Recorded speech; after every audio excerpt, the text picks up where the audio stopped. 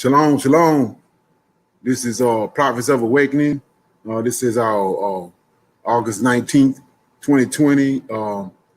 And this is what we're going to be doing tonight is we're going to be dealing with episode 8 of our Uncomfortable Conversation with a Non-Messianic Hebrew Israelite.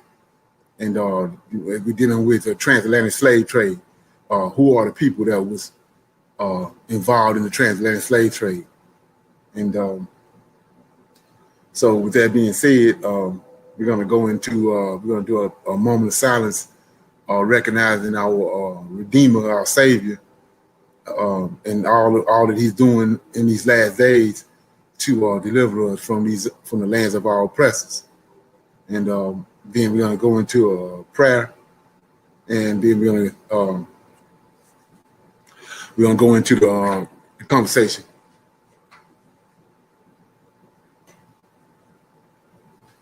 Okay.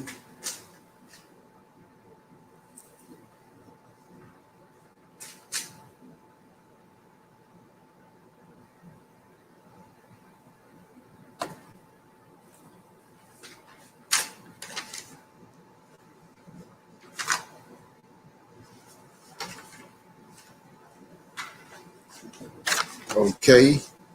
Oh Lord, I pray unto the Lord my God, who make our confessions, O Lord, the great and dreadful God, keeping covenant and mercy with them that love thee, and them that keep thy commandments. O Lord, righteousness belongeth unto thee, but unto us a confusion of faith, as it is this day, to the men of Judah, and unto the Israelites, and unto the inhabitants of Jerusalem, and unto all Israel that are near and that are far off, through all the countries whither thou hast driven us, because of our trespass, that we have trespassed against thee. As it is written in the laws of Moses, all this evil is come upon us in the land of our captivity, here in the Americas, in the Caribbean, Great Britain, and Africa. O Lord, according to all thy righteousness, I beseech thee, let thy anger and thy fury be turned away from thy city, Jerusalem, and thy people, and thy holy mountain. O Lord, hear this prayer, cause thy face to shine upon thy sanctuary and thy people for your sake. O Lord, open thine eyes and incline thine ears to hear and behold our condition. O Lord, hear. O Lord, forgive. O Lord, hearken and do. Defer not for thine own sake. O my Lord, for thy people and your land needs you desperately at this hour. Peace be unto you. Okay, like I said, the topic today is about the transatlantic, the people of the transatlantic slave trade, identifying them, because it's a must. First of all, I want to say that I'm pleased to be back speaking to and exchanging information with you. The times that we as Hebrew Israelites are living in, or they were prophesied by our forefathers thousands of years ago. And so it's of the utmost importance that we understand the scriptures and dissect them, because our very lives and our deliverance depend upon it. And with that being said, I want to do like I did before, because of the severity of the situation is so dire. I got to present this red pill and this blue pill to you again before I get started. So I'm gonna read it. I'm quite sure everybody familiar with this red pill and blue pill, but it says you can take this blue pill and the story ends. You can go to another channel or whatever, and you wake up in your bed and believe whatever you want to believe. Or you can take the red pill and you'll stay in Wonderland, and then me and the people here at Prophets of Awakening will take you into the rabbit hole, and you'll see how deep the rabbit hole goes. And so, with that being said, I'm over here, and you can embrace it. With the red pill, you can embrace what's being said here and what's been said on these previous episodes. You can embrace it, and some of it is painful. And the truth is, the reality of it, what's being unveiled is it's painful. Or you can take the blue pill and remain in bliss and ignorance and in an illusion. And I have to make a point to I'll make that offer to you, to let you know that it's nobody's trying to coerce you or trick you or whatever it is that you think that it may be happening. It's just that like I said before earlier, our forefathers prophesied everything that's going on today. The scriptures tell you it's not a leaf that's going to fall to the ground that the Most High Lord of hosts doesn't know about. So, and that's including the transatlantic slave trade. It's a truth and it's a proper understanding to all the events that surround the transatlantic slave trade, and that's what we're going to deal with today. So, with that being said, I want to read something. I'm gonna go off the camera. I want to read something. It says, like I said, this is episode 8, and it's about who are the people of the transatlantic slave trade. And let's say in the previous episodes, we discovered some unbelievable things about the scriptures and how the scriptures have been altered drastically. David being the Messiah, Zerubbabel being a prince in Daniel 9:25, and Michael, the archangel, being our savior and redeemer of Israel. All these things is hard to fathom and hard to, factor in your mind and get it right. But, it's the truth of the matter. And like I said, it's been prophesied before. It's just coming to pass. I say, and this is being this was the reason I made the offer to you about, the blue and the red and the blue pill. So if we are to uncover who the African Americans are, the people that was brought over here on the ships during the transatlantic slave trade, today they're the African Americans, and we must go to the scriptures. Like I said, the scriptures everything is in the scriptures. It's revealed by the angels given to our forefathers, the prophets, and then it was revealed to us. So with that being said, let me go ahead and make that plain, because I don't want to think of something I'm saying myself. So when you go to Daniel right quick,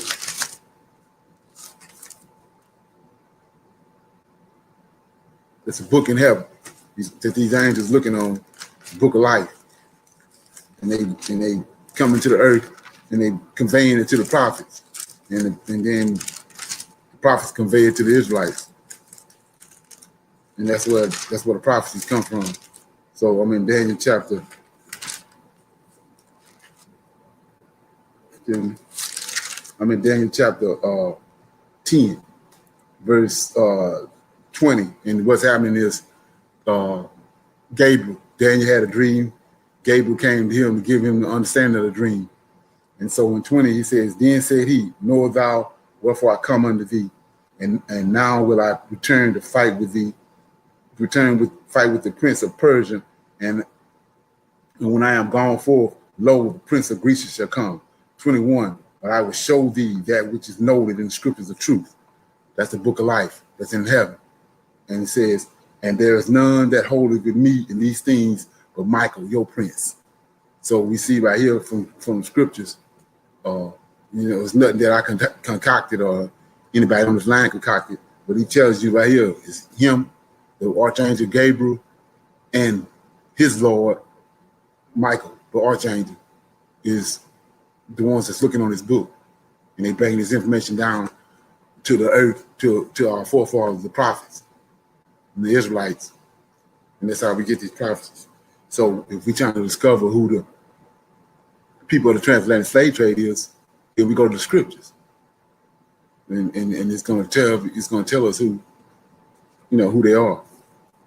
And then, like I said before, once you discover that, you can't sit on your thumbs and don't do nothing. You have to act on it once it's conveyed to you. So, with that being said, I'm gonna move forward. It says, "The Lord of hosts delivered the Israelites from Egypt with a mighty hand, and he brought them into the land of flowing with milk and honey." That's the land of Canaan. It says, once they increased in wealth and knowledge, they forsook the Lord of hosts and started serving other gods. The Lord of hosts and the Israelites went back and forth for many generations until the Lord's anger came to a full, and he offered Israel an alternative. And that alternative is situated in Deuteronomy 28, verses 1 through 14, which consists of the blessings of Israel if they do right. This was given to them by the Lord of hosts. And verses 15 through 68, the curses was offered to them if they disobeyed his laws and his statutes and his commandments.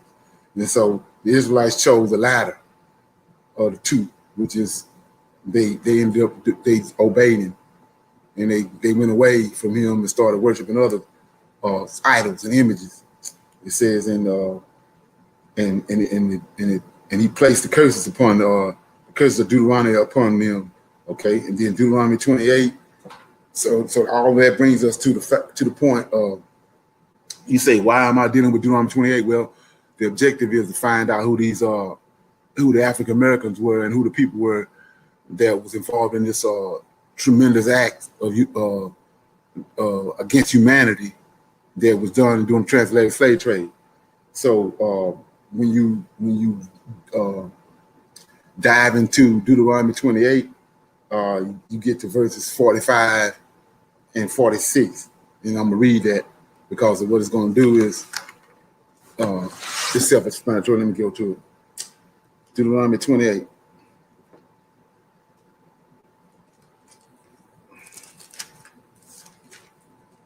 I'm taking a backdoor approach and it's for a reason. So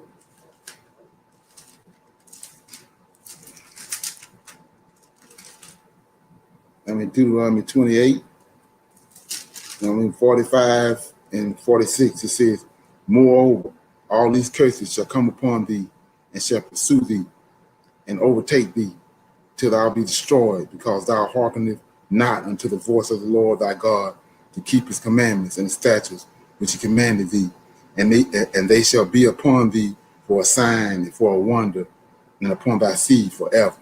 So, like I was saying earlier, this book right here was given to us by our forefathers, which was given to them by these angels. And so we're trying to find out through these curses, do they line up with what happened to the people in the transatlantic slave trade? And so the Most High conveyed to Moses that if you're looking for the Israelites, whomever they are, if you're looking for them, these curses got to line up with who they are. These curses will identify who they are. He says in 28 and 46 that they shall be upon thee, our forefathers, and thy seed forever. So if you're looking for them, you gotta do a comparison and contrast with whatever nation of people you're dealing with, and look at their history and look at these curses, and if it line up, then you can identify who the Israelites were. So we're gonna do that, and I'm gonna. It says. So it says, I'm going to reiterate something. It says that it states that Deuteronomy 28, 45, 46 says, it states that all the curses of Deuteronomy will be upon the Israelites wherever they are until the end, throughout all their generations. So that's precise. So if you're looking for them and they're still on the earth, these curses are going to be on them. So therefore, we at Prophets of Awakening are going to in this episode, do a comparison and contrast to the Israelites of the Bible and the African Americans of the transatlantic slave trade. Curse by curse. All right? Let's do it. So what I'm going to do is, give me a minute to set my little thing up.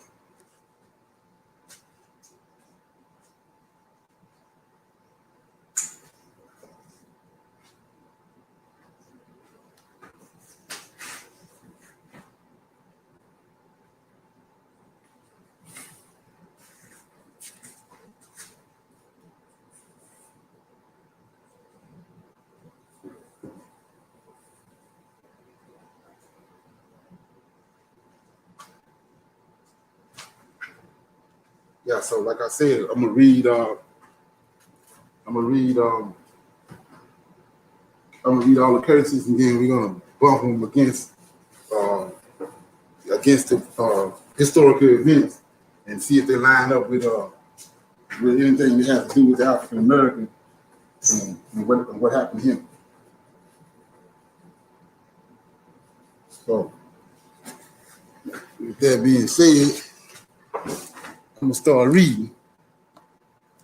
I'm in Deuteronomy chapter 28, and what happened is Israel kept sinning against the Most High, and they were at Mount Sinai, and the Lord of hosts had Moses to give Israel an ultimatum in Deuteronomy chapter 28, and verses 1 through 14. He says that if the commandments and the statutes and the judgments that was given to them at Mount Sinai, if they adhered to them, then he lists a series of blessings that they will receive.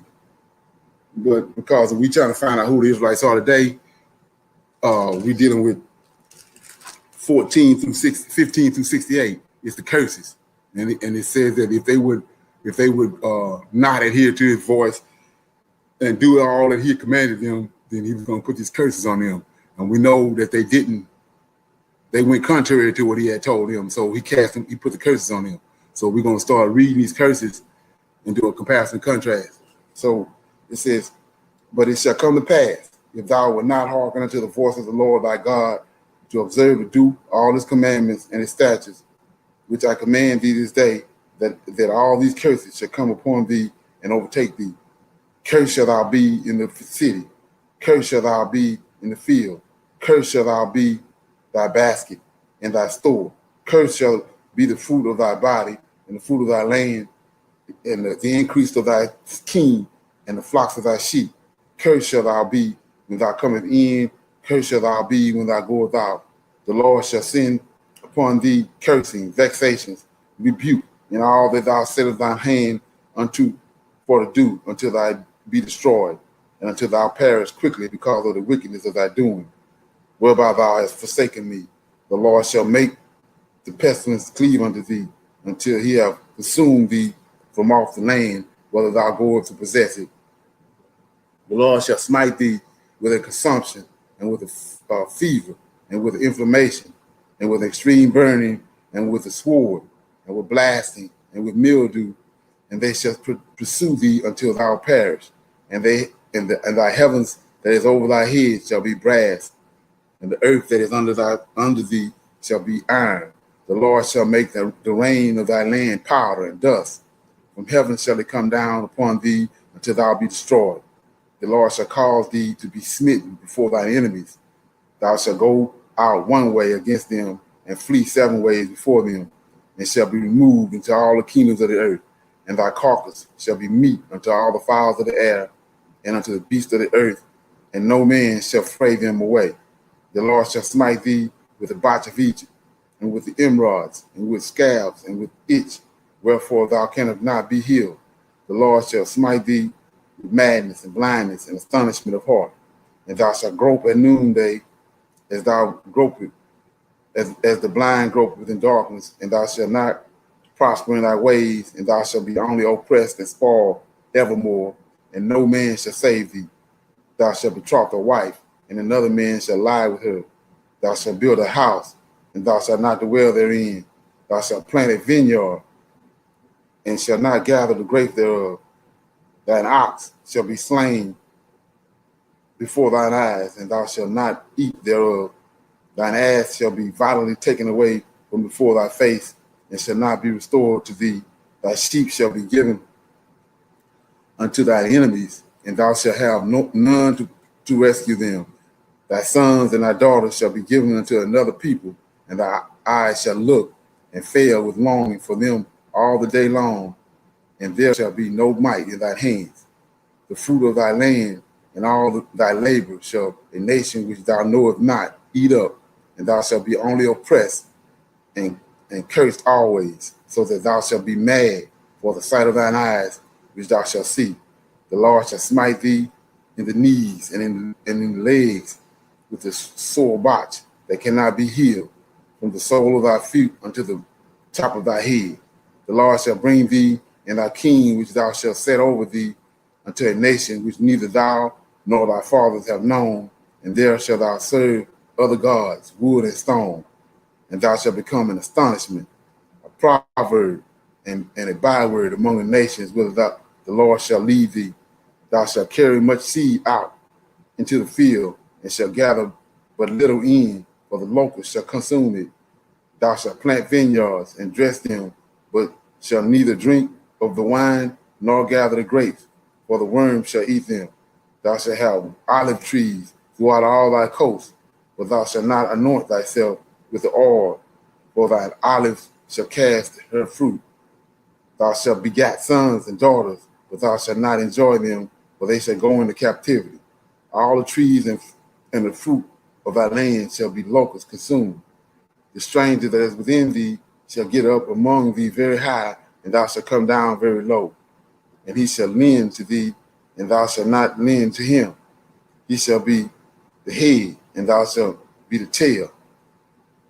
Moreover, all these curses shall come upon thee, and shall pursue thee, overtake thee, till thou be destroyed, because of thy hearkeneth not unto the voice of the Lord thy God, to keep his commandments and his statutes which I command thee. And they shall be upon thee for a sign and for a wonder, and upon thy seed forever. I'm going to read that again. And they shall be upon thee for a sign and a wonder, and upon thy seed forever, because thou servest not the Lord thy God with joyfulness and with gladness of heart, for the abundance of all things. Therefore shalt thou serve thine enemies, which the Lord shall send against thee in hunger and in thirst and in nakedness and in want of all things. And he shall put a yoke of iron upon thy neck until he have destroyed thee. And the Lord shall bring a nation against thee from afar, from the ends of the earth, as swift as an eagle flieth, a nation whose tongue thou knowest that thou shalt not understand, a nation of fierce countenance, which shall not regard the persons of old, nor show favor to the young. And he shall eat the fruit of thy cattle, the fruit of thy land, until thou be destroyed, which also shall not leave thee either corn, wine, oil, or increase of king, or flocks of thy sheep, until he have destroyed thee. And he shall besiege thee in the gates until thy high and fenced walls come down, wherein thou trustest throughout all the land. And he shall besiege thee in all thy gates throughout all thy land, which the Lord thy God hath given thee. And thou shalt eat the fruit of thine own body, the flesh of thy sons and of thy daughters, which the Lord thy God hath given thee in the siege, and the straightness wherewith thine enemies shall distress thee, so that the man that is tender among you and very delicate, his eyes shall be evil toward his brother, and toward the wife of his bosom, and toward the remnant of his children, which he shall leave, so that he will not give to any of them of the flesh of his children, whom he shall eat, because he have nothing left in him in siege, in the straightness wherewith thy enemies shall distress thee in all thy gates. The tender and the delicate woman among you, which would not adventure to set the sole of her foot upon the ground for delicateness and tenderness, her eyes shall be evil toward her husband of her bosom, and toward her son, and toward her daughter, and toward her young ones that cometh out from between her feet, and toward her children which she shall bear, for she shall eat them for want of all things, secretly in the siege and straightness, wherewith thine enemies shall distress thee in thy gate. If thou wilt not observe to do all the words of this law that are written in this book, that thou mayest fear this glorious and fearful name, the Lord thy God, then the Lord will make the plagues wonderful, and the plagues of thy seed even great plagues, and of long continence, and sore sickness, and long continence. Moreover, he will bring upon thee all these diseases of Egypt, which thou was afraid of, and they shall cleave unto thee. Also every sickness and every plague which is not written in this book of this law, them will the Lord bring upon thee until he be destroyed, and he shall be left in number, few in number, whereas thou were as the stars of heaven for a multitude, because thou wouldst not obey the voice of the Lord thy God. And it shall come to pass that as the Lord rejoiced over you to do you good and to multiply you, So the Lord will rejoice over you, destroy you, and to bring you to naught. And ye shall be plucked from off the land, whether thou goest to possess it. And the Lord shall scatter thee among all people, from one end of the earth even unto the other. And there shalt thou serve other gods, which neither thou nor thy fathers have known, even wood and stone. And among these nations shalt thou find no ease, neither shall the soles of thy feet have rest. But the Lord shall give thee there a trembling of heart, failing of eyes, and sorrow of mind. And thy life shall hang in doubt before thee, and thou shalt fear day and night, and shalt have no assurance of thy life. In the morning thou shalt say, would God it were evening, and at evening thou shalt say, would God it was morning, for the fear of thine heart wherewith thou shalt fear, for the sight of thine eyes which thou shalt see. And the Lord shall bring thee into Egypt again with ships, by the way where I spake unto thee, thou shalt see it no more again, and there ye shall be sold unto your enemies for bondmen and bondwomen, and no man shall buy you. So these are the curses that I just read that is upon the Israelites, whomever they may be. So what we're going to do is we're going to go into some of these curses, some of the obvious ones, and then we're going to do a comparison contrast with the plight of the African American. So what you see behind me is some of the curses of Deuteronomy 28. We see right here, Deuteronomy 28 and 48 says,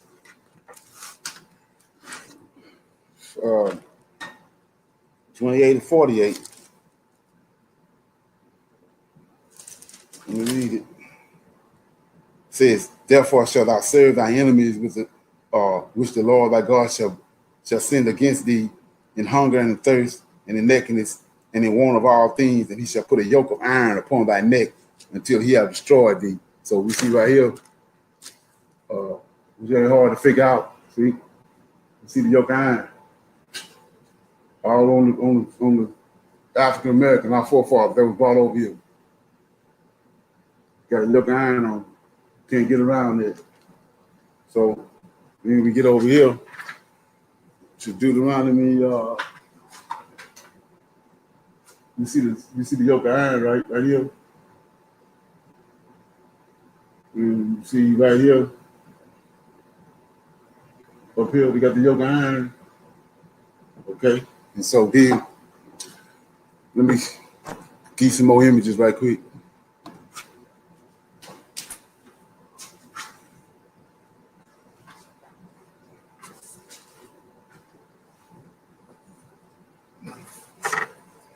Like I said, by the time we finish with these images, we're going to see exactly who Children of Israel is.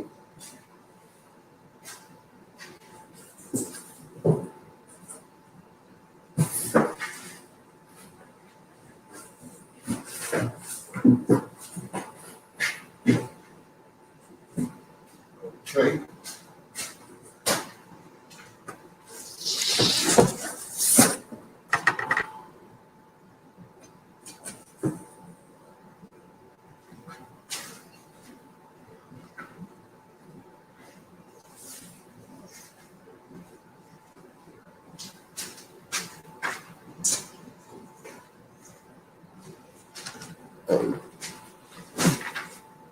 Okay, so right here, you see right here, it says, it's Deuteronomy 28 and 68. It says, and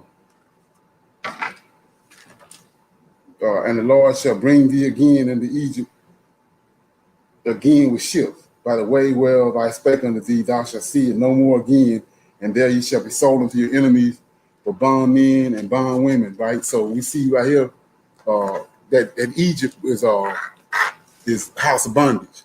So they was in the house of bondage in Egypt, in the land of Egypt, that's not the name of it.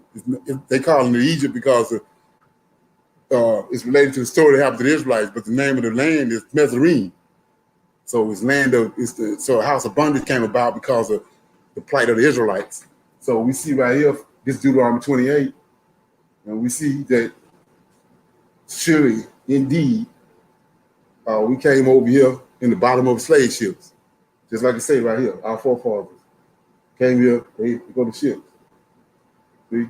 And then we see right here, ships, how they was loaded on the ships. Right here, it's Deuteronomy 28.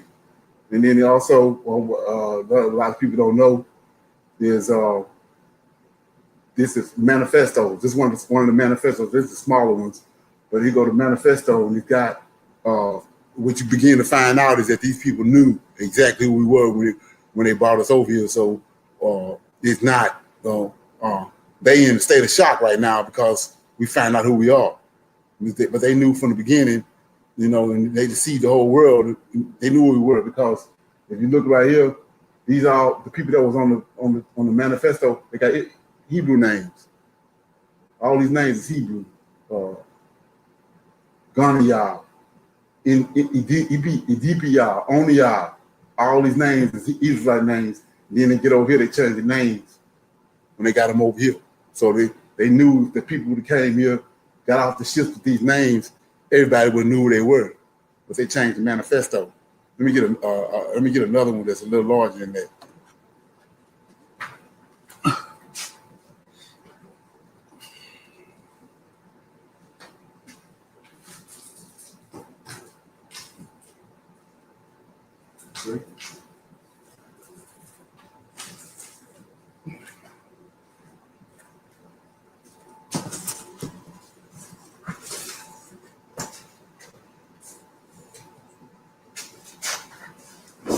Okay.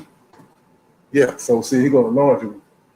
And so we see right here, they got Israelite names.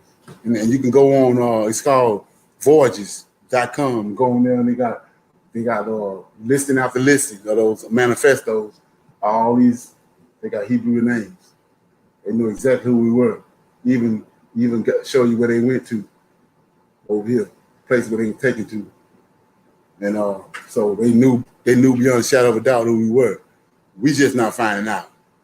And that's one of the reasons why I figured I wanted to go back and revisit this right here. Put it as part of as one of these episodes. Because a lot of people didn't know that. So right here we know that Shadrach, Meshach, and Abednego, that wasn't their names. That was their slave names in Egypt, in Babylon. Their real names was over here: Daniel, Hananiah, Mishael, and Azariah. That's their Israelite names, just like over here. And then they went into captivity because we accustomed to captivity. We see right here, their names are changed. Well, they were changed right here. So we see that. And then, like I said, I read Deuteronomy 28 and 68. He said we're gonna go into captivity on ships. Well, they go to ships right here. Can you see that? Look at that. Yeah, they got them stacked in there.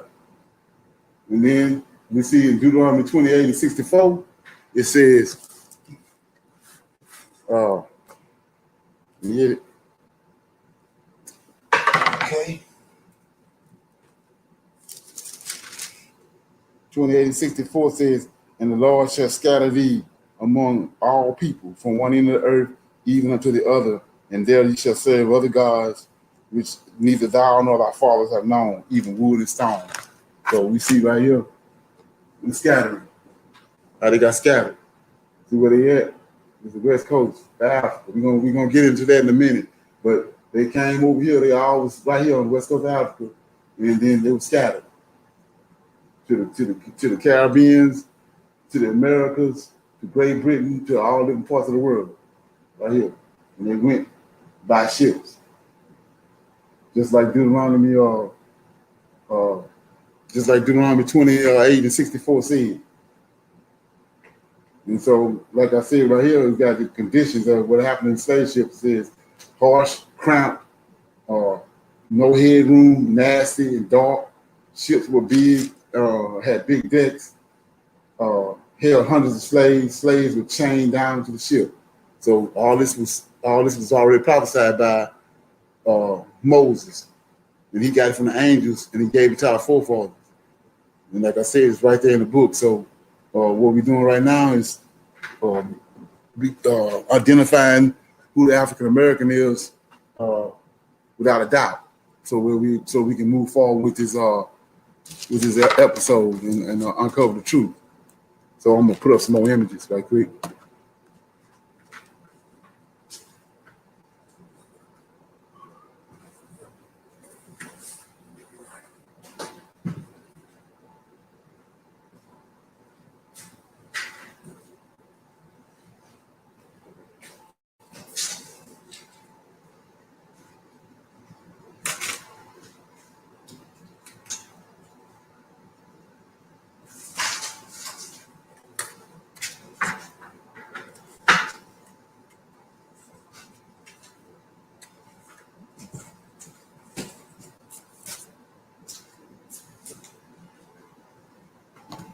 Yeah, like I said, it says, I'm gonna read this right here. It says, in the Lord, so you can see it beyond a shadow of a doubt. And the Lord said, the Lord will take you back to Egypt in ships by the way which I said to you, you shall never see it again, and there you shall be offered for sale to your enemies as male and female slaves, but no one will buy you. That's Deuteronomy 26:8. There we go. We see the ships. See the ships. We see them over here. So I wanted to nail that down because, like I said, you can't apply this curse right here, 28 and 68. You can't apply it to nobody else. We own that because you see it right here. So we see that the African American own that 64 and 24 and 68. So let me get some more images. So bear with me.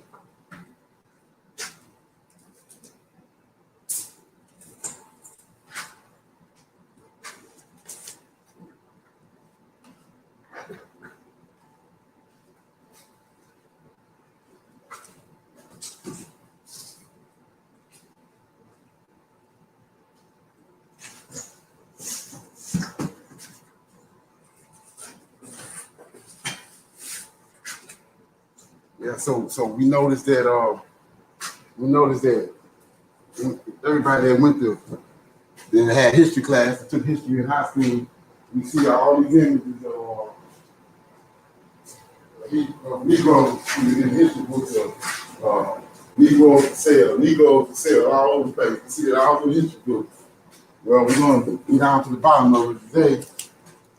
So, see right here. I'll show you the images.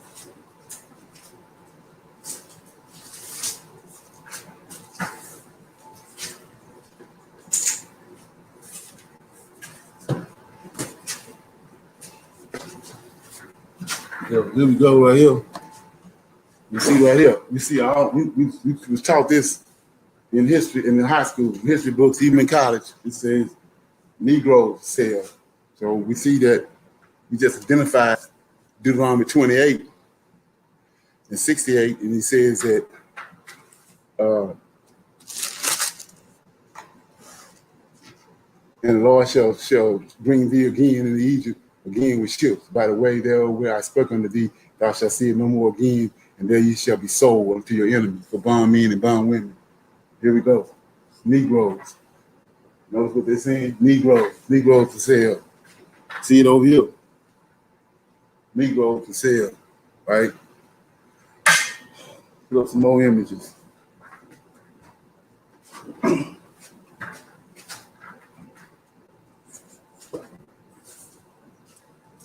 You see Negroes for sale. So, like I said, we looking at this and we cementing it down. It's got Negroes for sale. So why are they saying Negroes? Give me a minute.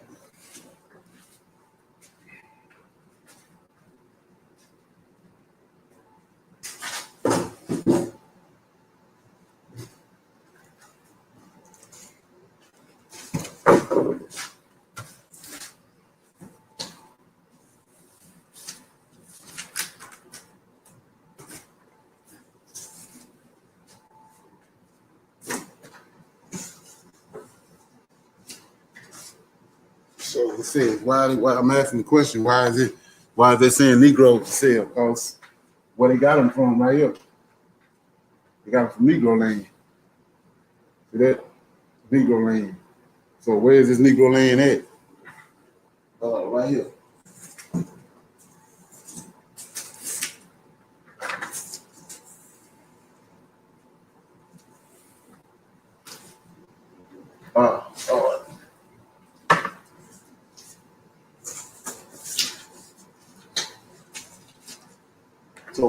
So why they saying Negroes for sale? Well, go back to what happened right here. This is where Israel right here. So they was ran out right here, and they fled. And notice where they went. They're showing you where they went. They ended up over here. The prophecy, Deuteronomy 28, hadn't happened yet, but Most High is setting it up. So they fled all different directions, like he said. They're gonna flee in all different directions. They left, and they all ended up down here. This Negro land I showed you over here. See right here, Negro land. There it is. They're showing you on the map. So that's why they're saying Negroes for sale, because they got them from Negro land. And then we can see over here that they was Israelites. They fled from Israel, and they ended up over here in this place called Negro land.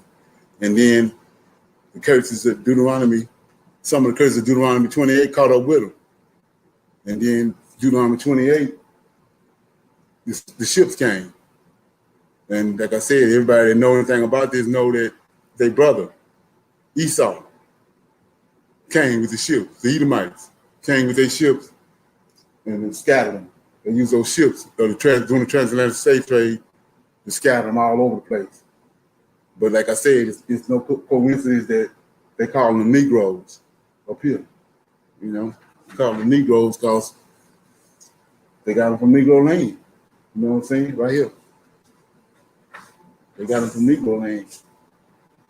So, like I said, when you start looking at that, you see that African American, the ones that was brought over here in 1619 all the way up until today, and there's people that's here today, the descendants of those people are none other than the Hebrew Israelites of the Bible. So, and like I said, we can go from one curse to the next curse to the next curse, and it's going to show you all up and down who we are. So now with that being established, I want to go somewhere else really right quick.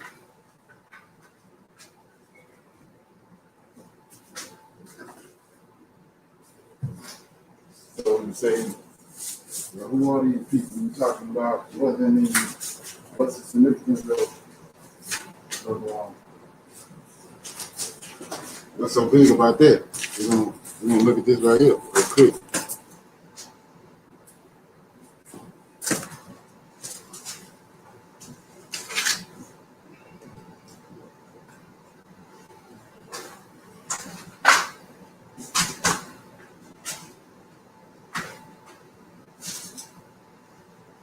Okay.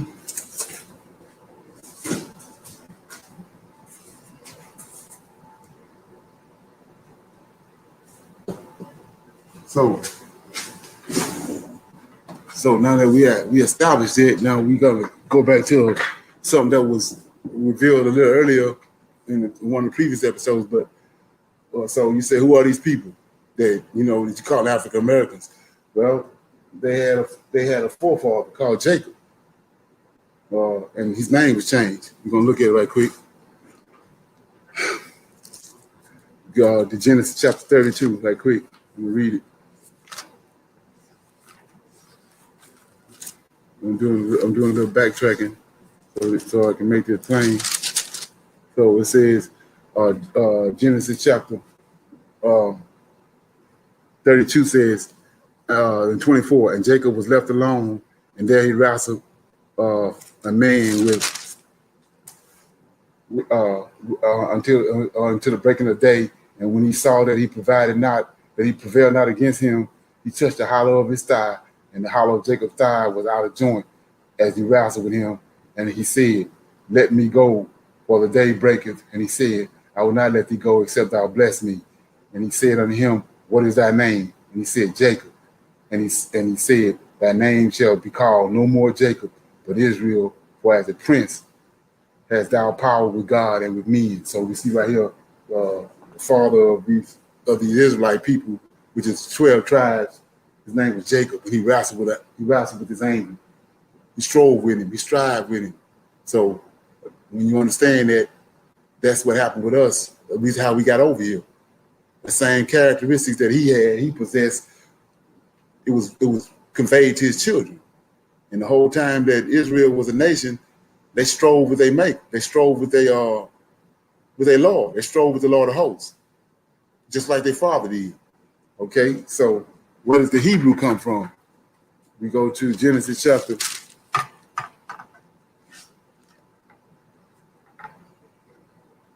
And like I said, this is important. The reason why I'm showing it to you, because you understand, it's gonna make you understand a little more. So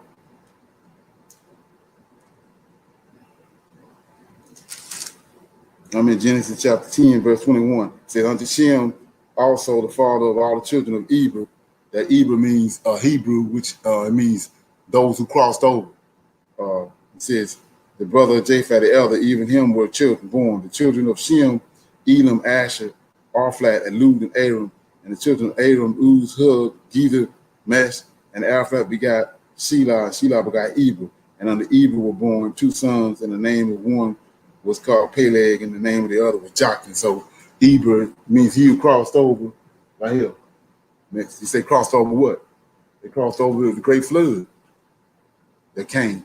Noah and Shem and the people that the Most High had them to gather. He put them on the boat, and Noah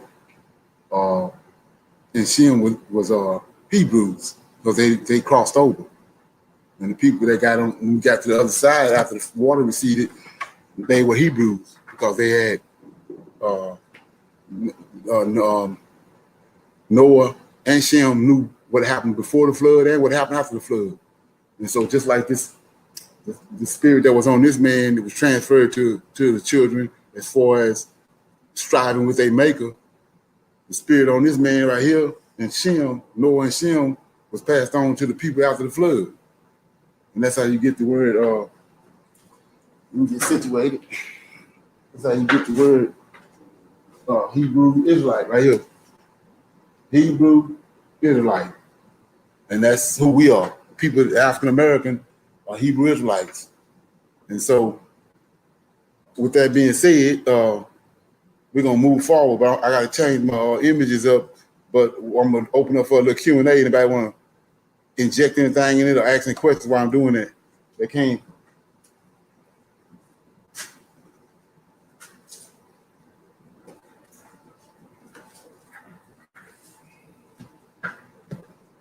Okay. Shalom, shalom. Okay. Okay, Leonard, when you say that the spirit of Noah and Shem was transferred to us after the flood, that was the spirit of what?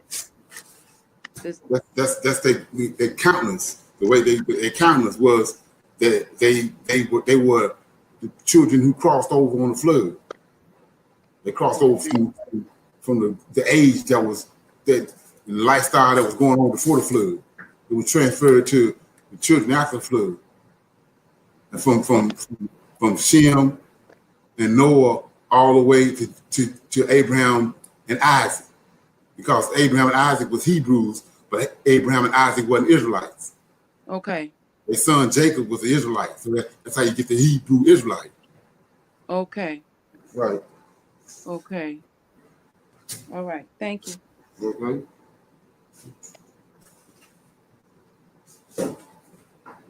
Okay. Anybody else?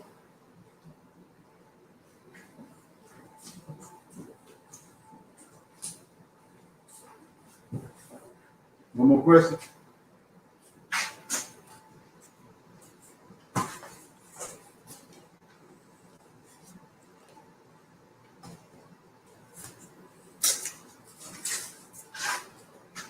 Okay. these images right here, what I'm bringing out now is they just put two cement what we're dealing with. Here we go. Yeah. So like I said, Hebrew Israelites, and here we go right here. These people that came over here on the transatlantic slave trade ascended from these people. You see right here, this is one of our forefathers before the flood. Enoch and this Abraham. We know who Abraham is. Abraham is Isaac's father, and he's Jacob's grandfather. And then King David. All these. So what you begin to find out is that because we don't know that, we think that we just some kind of nomadic people that come up out the desert somewhere and don't have no history. But what you're going to find out is that we have some dynamic people that's tied to our lineage, and not only that, we caught up in some curses. So it's not that we are a foolish nation or disoriented. It's just that we have it's prophecies that's on us pertaining to the curses, and these prophecies and these curses have to play themselves out. And so, and my reason for showing you these some of our patriarchs is to let you know that we're not just some people that came up out of nowhere that ain't about nothing. So here go Moses. So these some of our ancestors, and then everybody that if you over 12 years old, all these people are, and these are people that's bigger than life, and they came forth from our lineage, our forefathers, our lineage, and a lot of the reason why we don't know a lot of this is because, like I said, we've been tricked and fooled and bamboozled, and we so far away from our culture and our homeland. Like I said, Deuteronomy 24 and 64, he tells us right here that he says that let me get it.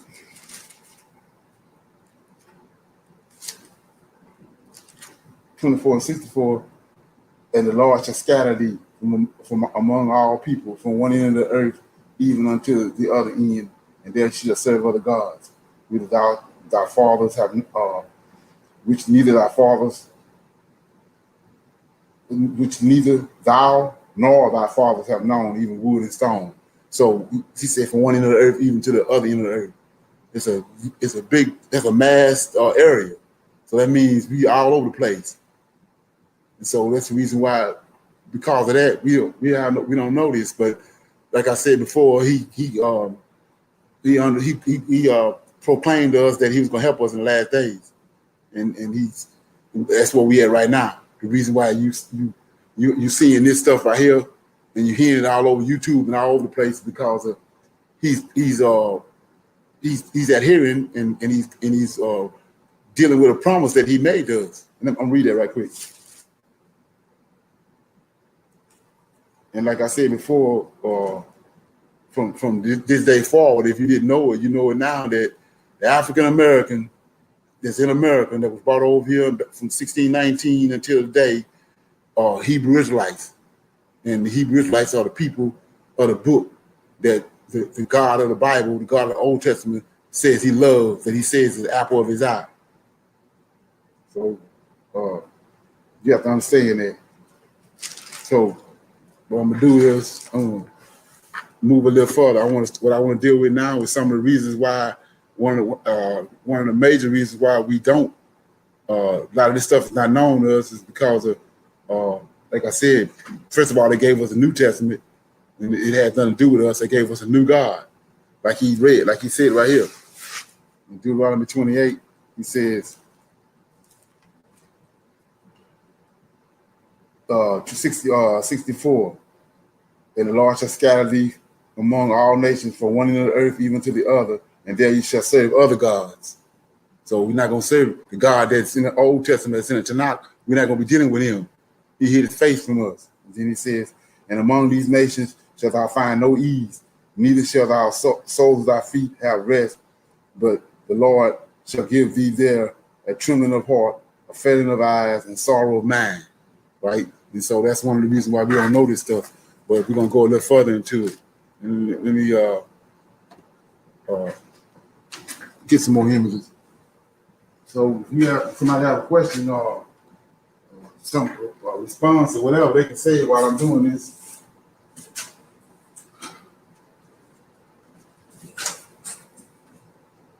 Right. So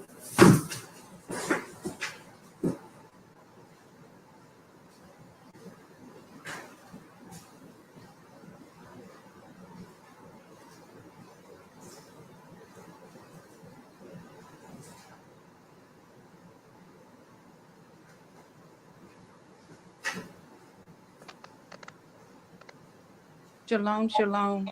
okay. I just wanted to say that what a what an awesome thing to come to know that we ascended from such a great lineage of people, the people, the men in the Bible that obeyed the Lord of hosts uh with everything that he told them to do.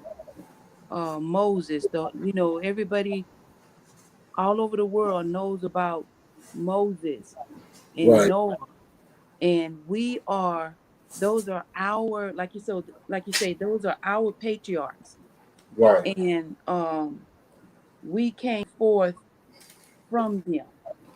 right, And you said a statement that you said we are the people of the Tanakh. right. That's We, major. That's really major. right. Yeah, we To say, ascended from these people. yeah, Right. So, like I said, we are the same. They great. I mean, we great. yeah. We have their DNA in us. But that's been hidden from us. But like I said, he said he was gonna help us in the latter days. This is where the help is. The information that's being brought forth right now. Like I said before, it's uncomfortable, and some of it's hard to believe. But when you zero in on it and do your research and do your due diligence, you come to find out that it's indeed the truth. Mm-hmm. Yeah. So yeah.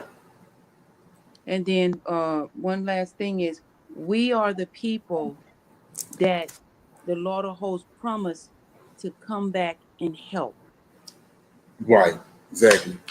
If it wasn't for him, we would go away into oblivion because they had us snowed in, but he had promised that he was going to help us.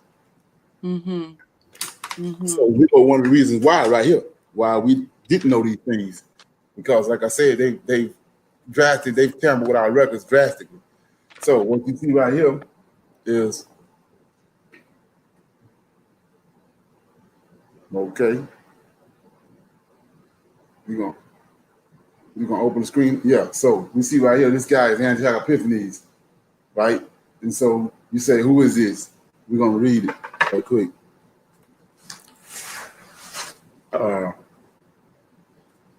We in Daniel.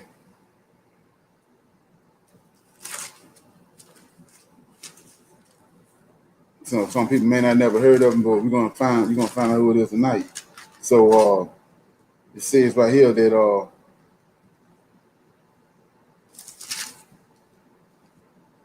Daniel had a dream in Daniel chapter 8, and he was he said a dream of a ram and a he-goat. And so when you understand that it's four beasts that's supposed to come upon the earth, the four beasts, and he said that the first one was the Chaldeans, the second one was the Medes and Persians, the third one was the Greeks, and the fourth one was the Romans. And so Daniel had a vision from verses 1 through 14 and didn't understand them. And so Gabriel came to him in verse 15 to break down the understanding of it. And that's what we're going to read. It says, and it came to pass, and they understand that Daniel is in captivity in Babylon. So in the second beast, doing the Medes and Persians, just came on the scene. It says, and it came to pass when even I, Daniel, had seen the vision, saw for the meaning, then behold, there stood before me the appearance of a man. And I heard a man's voice between the banks of the Uriah, which called and said, Gabriel, make this man to understand the vision. So he came near where I stood, and when he came, I was afraid. I fell upon my face.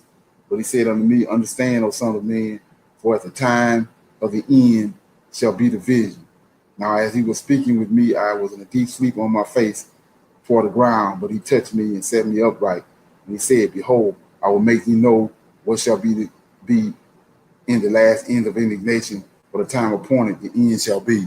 So what we have to do right here, because it's of the utmost importance to understand how we ended up in the bottom of the hulls of slave ships, and how we ended up over here with yokes of iron around our neck and getting the hell beat out of us with whips. So he says in verse 17, so he came near where I stood, and when he came, I was afraid, and I fell upon my face, and he said unto me, understand, O son of man, for the time of the end shall be the vision. So what you would think is, when he said the time of the end, he's talking about the end of the world, but he's not. Israel, the Most High went and got these Israelites, our forefathers, from Egypt. And he brought them to where he dwells at, which is Mount Zion. He brought them there, he took them into himself. He inherited them. That's how we know it's not Yah. The Lord of hosts inherited them. And he brought them to where he was at. And when we started this class, he gave them an ultimatum. He said, I'm going to take you to a land of milk and honey. When you get there, either you can adhere to these laws and statutes that I gave to you through my prophet Moses and receive the blessings from Deuteronomy 28, 1 through 14, or you can disobey me and go contrary to what I told you and receive the curses. Deuteronomy 15 through 68. And they chose to be disobedient. And so the curses came. So what he's talking about, they are a nation. And he gave them their own land. And he said that if they didn't adhere to what he was doing, he was going to take away that. He's going to take away he's going to take them out of the land, drive them out of the land, and he's going to take away their inheritance. And so this is what we witness. So he's saying what he's talking about in Daniel chapter 8 and 17, the time of the end of them as a nation. He's not going to allow them to exist as a nation no more because they were disobedient to him. That's what these curses is about. So you have to understand it's not the end of the world he's talking about. And we're going to see that in a minute. So 18. Now, as he was speaking with me, it's Daniel 8 and 18. Now, as he was speaking with me, I was in a deep sleep on my face toward the ground, but he touched me, set me upright, and he said, behold, I will make thee know what shall be the last end of indignation, for at the time appointed, the end shall be. So the end of the time appointed for the end is the end of Israel as a nation. And the indignation is, or like I said in the beginning of this episode, is that he went back and forth with Israel. They striving with him, just like their forefathers did. He had to hit Jacob on the hip to get him off of him, and he lived the rest of his life because he strove with the Lord of hosts. And it's like I said, so the only way to get him off of him, he had to knock his hip out of joint, and rather than kill him. So the children doing this too. They back and forth struggling with him. So his indignation, his indignation with them, he tired of dealing with them. They back and forth. So he brought the nation of Israel to an end. But what has happened to us is we've been lied to about when did this happen. And so we're gonna continue to keep reading. So, like I said, these angels are giving us the information, and they're reading the book that's in heaven. So if you're gonna listen to some mega pastor or somebody it's in one of these Ivy League schools, or you're gonna listen to the angels that's come from heaven, that's got a book up there, and he's looking at it. And he says, 20, the ram which thou saw having two horns are the kings of the Medes and Persians. That's the second beast. You got to remember that.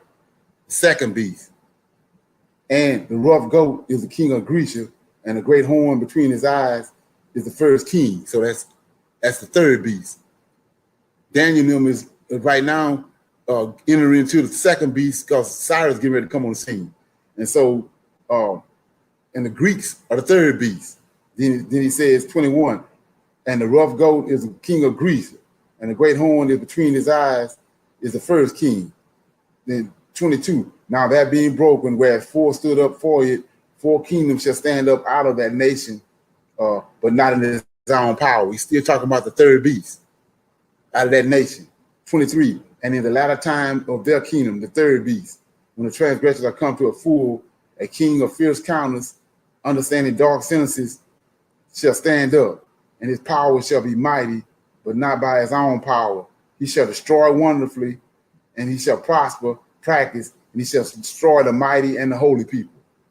Israel is a holy people. We just read up here in verse 18.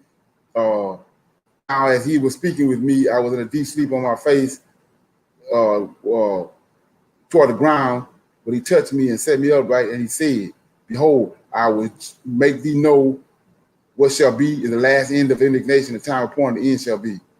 So it's the holy people. He's going to bring the holy people and a nation and a culture to an end. It's not the end of the world, but it's going to happen. This king of fierce countenance is in the third beast. And it's going to come, and he says it's going to come to an end. Well, who is this king of fierce countenance? Here he is right here. Antioch Epiphanes. This is the guy that brought Israel to an end. Not Vespasian and Titus and Vespasian, but it's this guy right here, Antioch Epiphanes, the nation of Israel. So you say, well, what you talking about? I had just read over here in the curses. Let's go to the curses right quick. We're going to do a comparison and contrast with what I just read in Daniel chapter 8. In Deuteronomy 28, it says,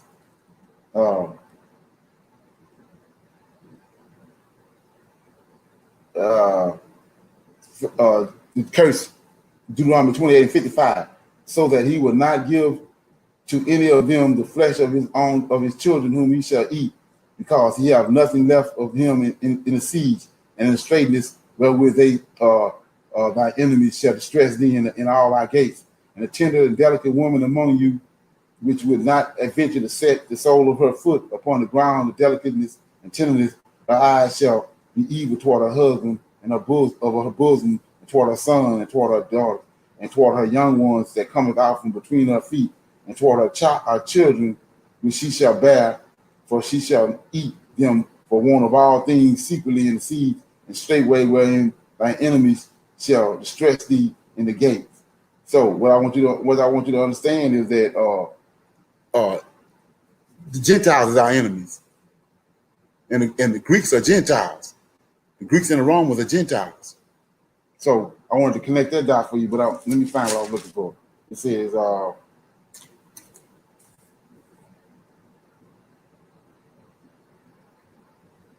right here, 49 says, the Lord shall bring a nation against thee from afar, from the ends of the earth, as swift as the eagle flieth, a nation whose tongue thou shalt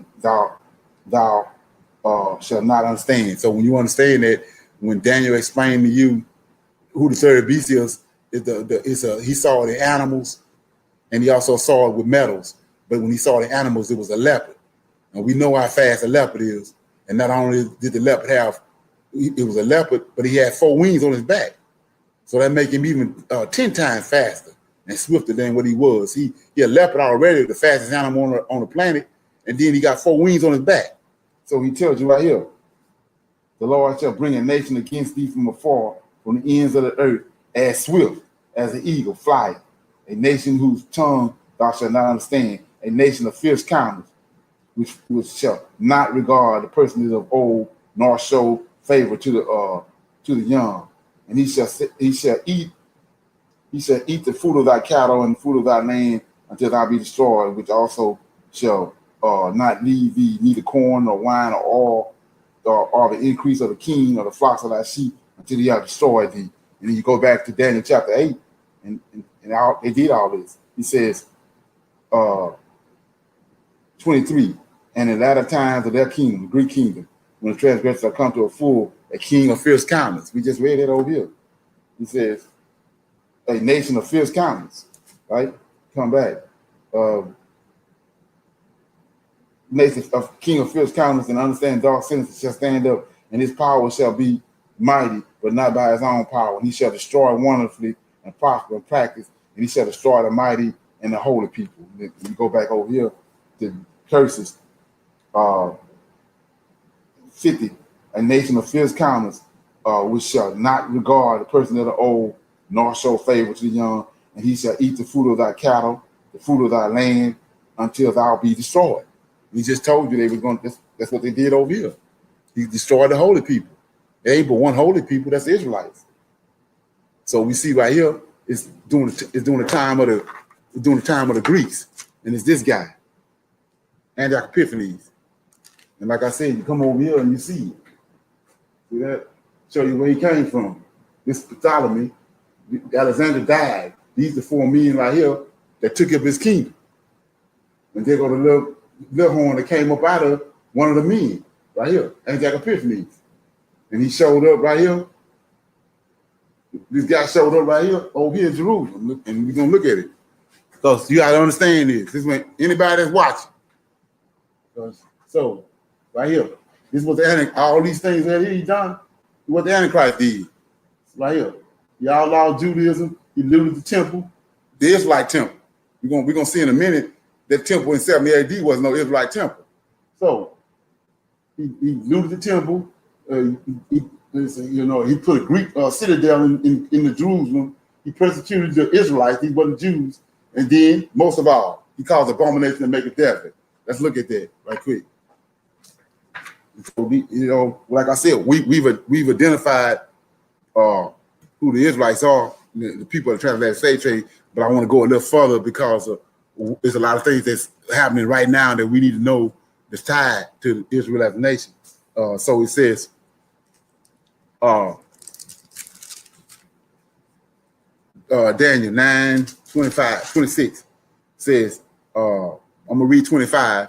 We already dealt with this, but we know that that's Zerubbabel.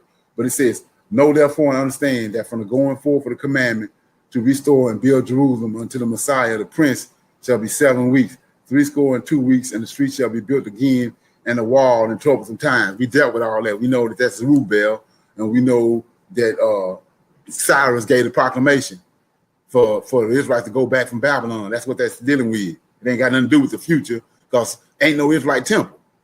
This man right here destroyed the Israelite temple. So how is somebody gonna come again and destroy a temple that's been destroyed almost 2,500 years? So we get to Daniel 9:26, and after 62 weeks shall the Messiah be cut off. We know that was Zerubbabel, but not for himself. And the people of the prince that shall come. Here you go, right here. Let's look at it. See, if you're a prince, that means you son of a king. Well, here you go. So listen, this is one of the 4 generals that took out. There go Alexander right here. He died. This the goat. This in Daniel 8. There go the 4 men that took over after Alexander died. Here go the king, Solicitus. Here go the prince that shall come right here. Antioch Epiphanes. There he is. And look what he's doing. He's going to tell you what he done. And after 62 weeks, the Messiah shall be cut off, but not for himself. And the prince and the people of the prince that shall come shall destroy the city and the sanctuary, and the end thereof shall be with a flood. Until the end, wars and desolations are determined. That's what we're looking at in Daniel 9, Daniel chapter 11. King of the south, king of the north, king of the east, all them, they warring. There's wars going on. All that already happened. It says 27, and he shall confirm the covenant with many for 1 week. And at the midst of the week, he shall cause the sacrifices and the oblations to cease. And for the overspreading of the abomination, he shall make it desolate, even until the consummation, and that determined shall be poured upon the desolate. So we see right here, this guy, Antioch Epiphanes, we see it up there as his name. His name means that he tells he's going to exalt himself above God. That's what that name means. He was above God. So right here we see the abomination that make it desolate. It's right there in your face. He calls the abomination to make it desolate. There goes the Antichrist. So this is one of the reasons why the Israelite is so blind and thrown off today, right now, because he don't know these things. And that's why I'm taking the time out right now with this uncomfortable conversation to show them to you. So we see right here, they go to abomination and desolation. This man right there called it. We at the end of the third beast, right? So, and the other one is, let me turn this off. And anybody got any questions or something they don't understand, we can talk about it while I'm changing these pictures. Okay.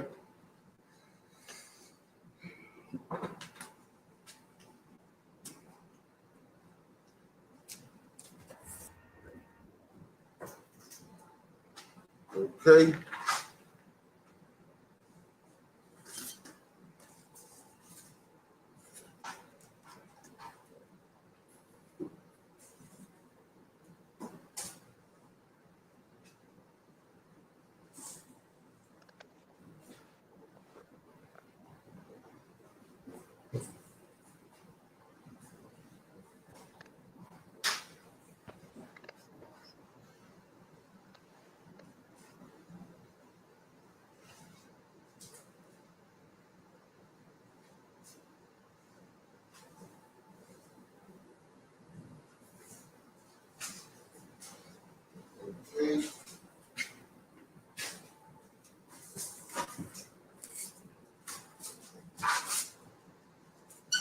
So, like I was saying before, one of the reasons why we don't want to say a lot of this stuff is because, they changed the timeline, how everything happened in order to bring in the New Testament. So, I'm gonna show you something right here. I showed you that the Antichrist already came. Now I'm gonna show you that what temple was this? This Antioch Epiphanes destroyed the Israelite temple when it was explained to Daniel by Gabriel that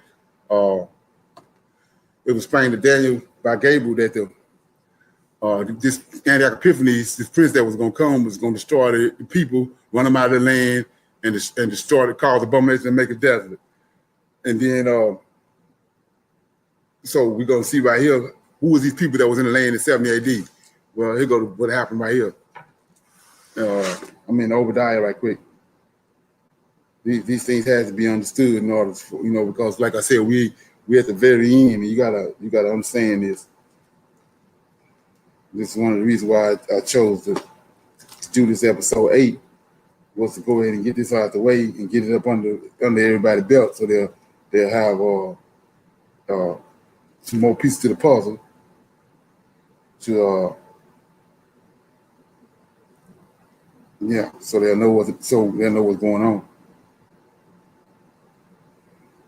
Okay, so I'm in Obadiah right quick. I'm gonna read this right. It's only one chapter. So, like I was saying before, Jacob got a brother, and his brother hates him with all-out hatred, and he felt like the land that was given to Jacob, or that the Lord of hosts went and got them and brought them to the land of Canaan. He felt like it was his land, but he didn't receive it because he was wicked as hell. He didn't receive the land. So at the time when I just showed you that the Most High said in Daniel chapter 8 that the Israelites are going to get kicked out the land, well, Esau was there to come in and come in when he brought this prince Antioch Epiphanes on the scene. Esau was there with him, and he wanted the land.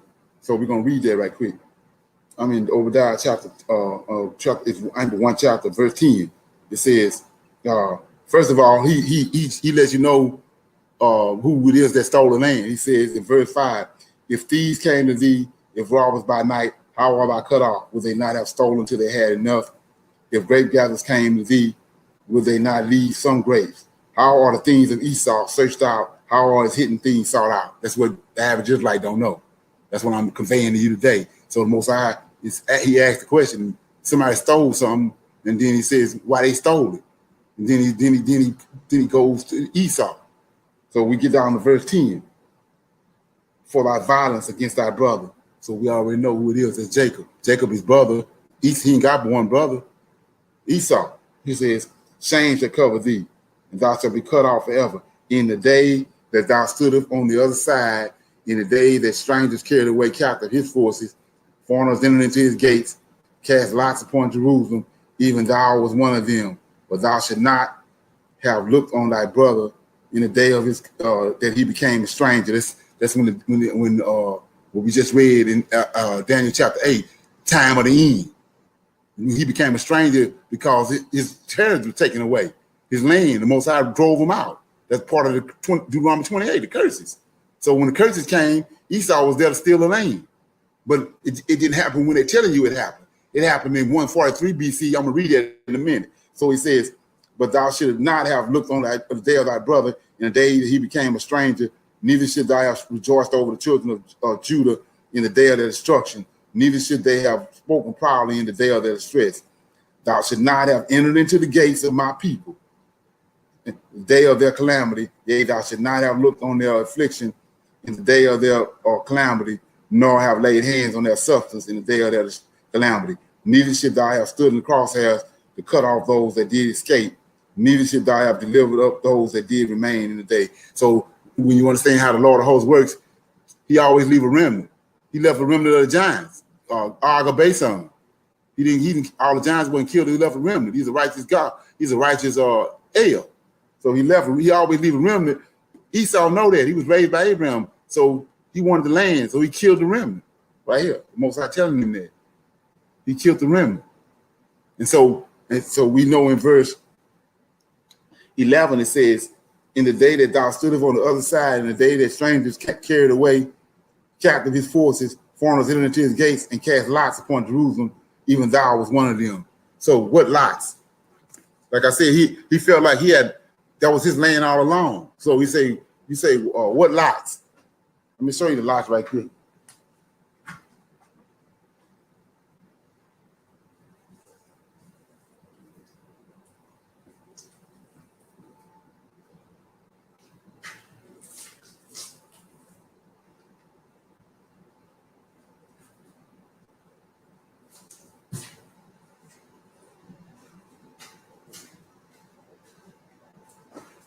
It's the lots right here. See that? So we just read that. Most High said the time of Israel's nation gonna come to end. A prince was gonna come and destroy the sanctuary and the city. And Epiphany did that. He go to Lot when they came in from Egypt and they came into the land with Joshua as they lead them. They came in and they conquered all this land and took the land by lots. And there's 12 lots for the 12 tribes of Israel. So when Epiphany came in there and with Most High sent him, he running them out. Esau came in and stole the land, the lots, but came in behind him with them. The Greeks don't care about the land, about that, but Esau do. It means something to him, so he came in and stole the land by lot, by the 12 lots. And so what did he do? He named himself by the same name. By each one of the tribes got a name. He named himself by the same name. So from this point on to 70 AD, you got Israelites living in the land. You got Edomites living in the land. The Israelites gone. So where the Israelites at? They over here. Right here. I showed you that right here. They been gone. When the Epiphanies came, they fled right here. So I want to show you something. So this is a book everybody know about. Babylon and Timbuktu. And he talks about this right here.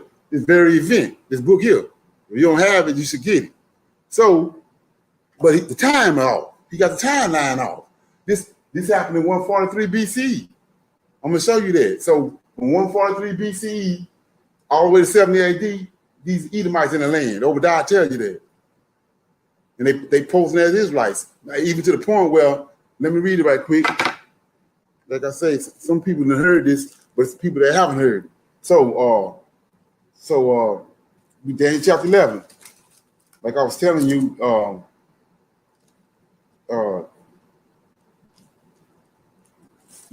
Daniel chapter 11 is already happened. They ain't talking about nothing in the future. These king of the south, king of the north, all that. Those are the four generals from Alexandria, and they dead, but they descendants. They received land from the Greek kingdom was divided into four parts: south, south, north, east, and west.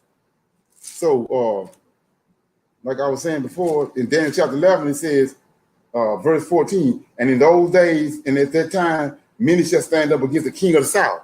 what I'm trying to tell you. Let me show you that right quick. I'm gonna make it plain. Let me get it right quick.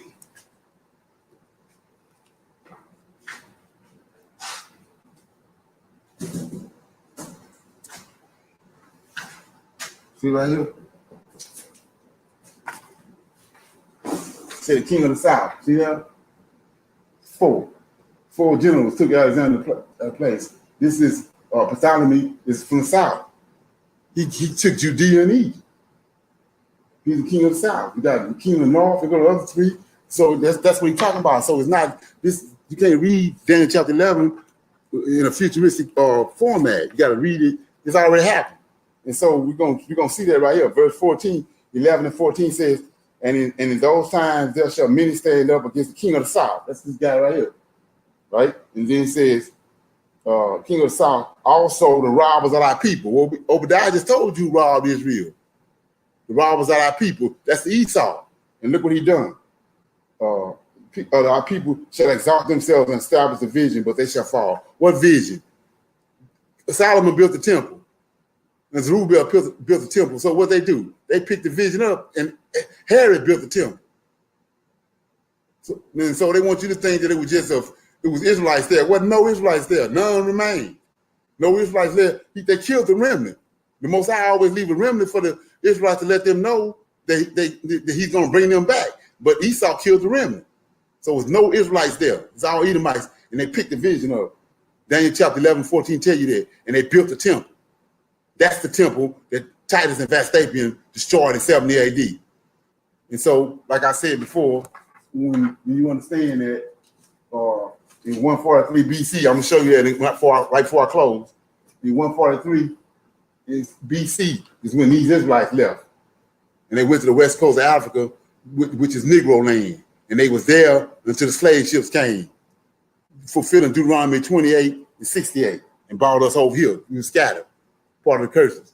But the Edomites are still in the land, living in this, they stole it by a lot.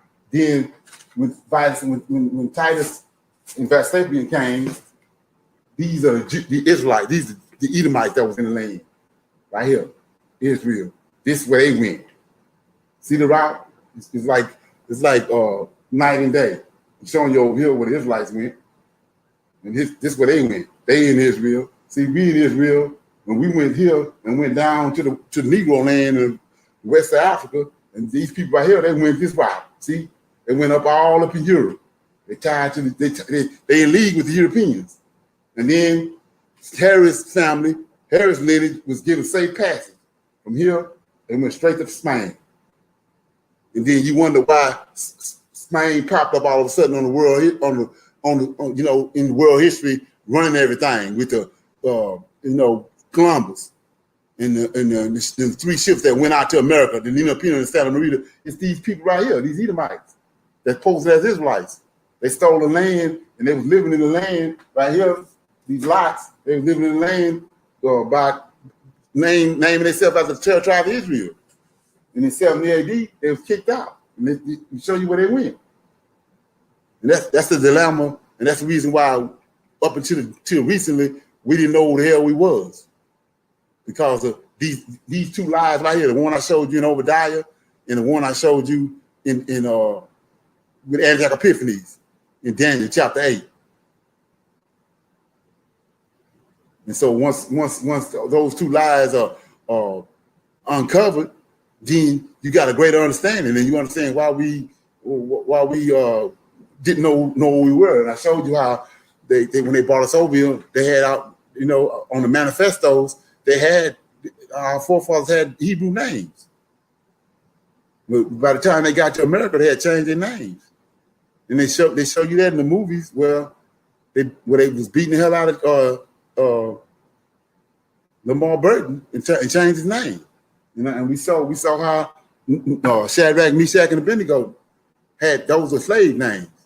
Their real names was Azariah and they had Hebrew names. So with that being said, we'll give you one more. Let me see what we had. Okay, yeah, I got a little more time. We'll give you a couple more things. Any comments, any questions?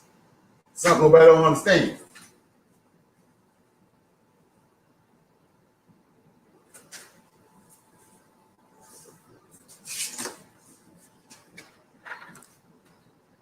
No questions.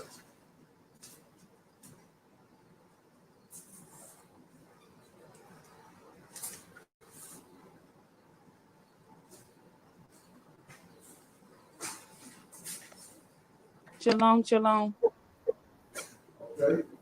Okay, then so in 143 BC, that was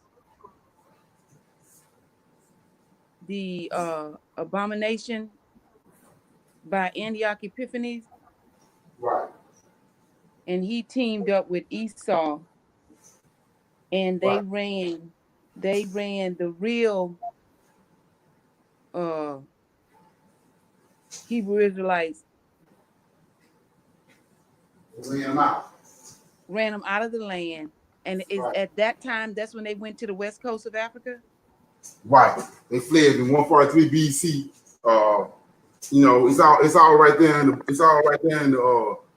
this guy Winslow wrote this book of Babylon and Timbuktu. Yeah, I But have that book. uh, I have but that book. you got the timeline off though. Timeline in 143 BC. And after I set these up right here, I'm gonna read right quick. I'm gonna read that part of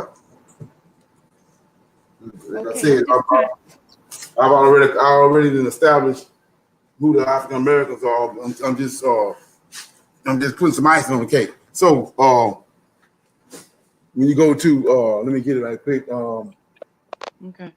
Apocrypha.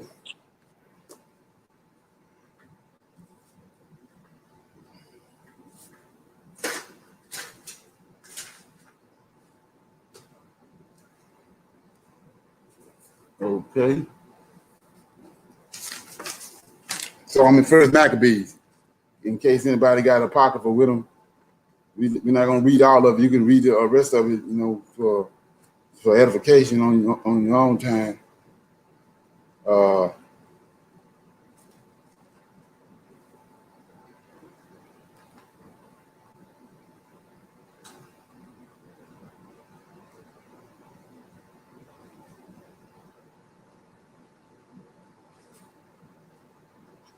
Here we go.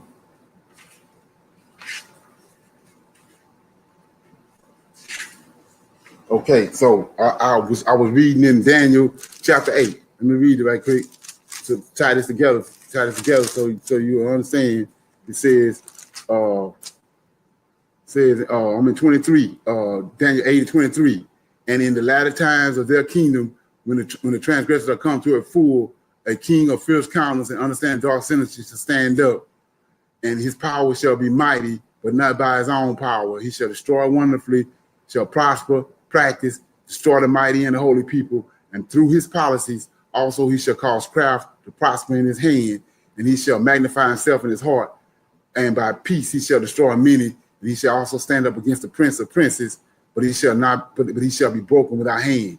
So we're going to go to First Maccabees, and that's a prophecy. Like I say, when you understand how it works, the prophet have a vision. He seek the meaning. The angel show up, giving the meaning, but it has to come to pass also. And what we witnessed in Daniel chapter 8 is the vision and the interpretation, but it didn't come to pass. They don't show you where it came to pass. Where it come to pass in First Maccabees, and it tells you that coming out the gate. It came to pass after Alexander of Macedon, the son of Philip, who came from the land of Checham, had utterly destroyed Darius. That's the last king of the second beast, the king of the Medes and Persians. That's the ram and the he-goat that he reigned in his stead. And he had before reigned over Greece.